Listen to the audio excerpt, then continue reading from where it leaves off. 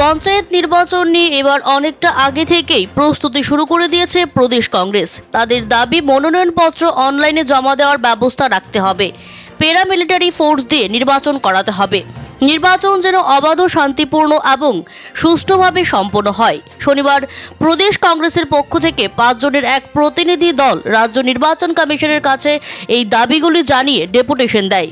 রাজধানীর গোর্খাবস্তি স্থিত নির্বাচন দফতরের কার্যালয়ে গিয়ে সংশ্লিষ্ট আধিকারিকের কাছে দাবি সনদ পেশ করে তারা। তাদের অভিযোগ, পঞ্চায়েত নির্বাচনের যে ডিলিমিটেশন রয়েছে তা সঠিকভাবে হয়নি, খসড়া ভোটার তালিকারও অনিয়ম হয়েছে বলে প্রদেশ কংগ্রেসের অভিযোগ। আমরা ত্রিপুরা প্রদেশ কংগ্রেসের পক্ষ থেকে নির্বাচন কমিশনারের কাছে যাচ্ছি। আমরা একটা টিম, আমাদের দাবি পঞ্চায়েত নির্বাচনে এখন পর্যন্ত যে ডিলিমিটেশন হয়েছে, ডিলিমিটেশনটাও মানে সঠিকভাবে হয়নি এবং পঞ্চায়েতের যে খসড়া ভোটার তালিকা প্রকাশিত হয়েছিল এটাতে প্রচণ্ড অনিয়ম।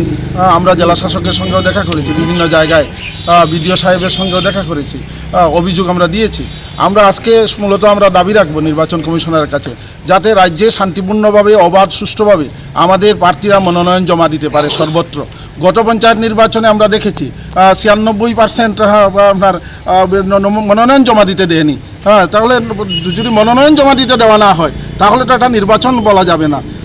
অবাধ সুষ্ঠু নির্বাচন করার জন্য আমরা প্রদেশ কংগ্রেস থেকে আজকে নির্বাচন কমিশনারের কাছে আমরা দাবি করব যাতে অনলাইনে মনোনয়ন জমা দেওয়ার ব্যবস্থা করা হয়। এবং আমরা লক্ষ্য করেছি পশ্চিমবাংলায়ও প্যারামিলিটারি দিয়ে আপনার পঞ্চায়েত নির্বাচন হয়েছে, ত্রিপুরা রাজ্যেও যাতে প্যারামিলিটারি দিয়ে আপনার পঞ্চায়েত নির্বাচনটা করা হয়।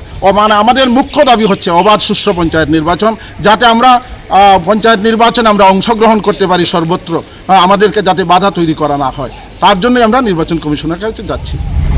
CRI TV, channel for news and entertainment.